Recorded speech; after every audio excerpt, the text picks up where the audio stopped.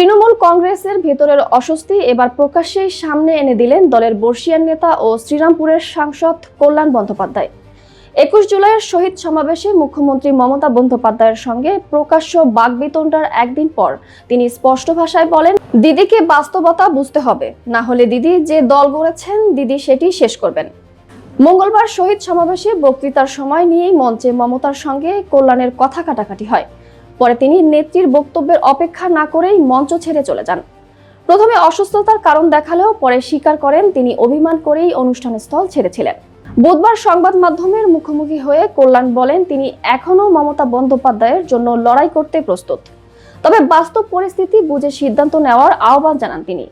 তার ভাষায়, দিদিকে ভালোবাসি, শ্রদ্ধা করি, কিন্তু দিদি যদি মনে করেন যা ইচ্ছা বললেই সব হবে, তা হবে না।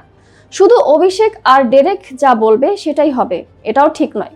তবে দল ছাড়ার গুঞ্জন উড়িয়ে দিয়ে কল্যাণ স্পষ্ট করেছেন তিনি তৃণমূলেই থাকবেন এবং বিজেপির বিরুদ্ধে লড়াই চালিয়ে যাবেন, কিন্তু একই সঙ্গে সতর্কবার্তাও দিয়েছেন।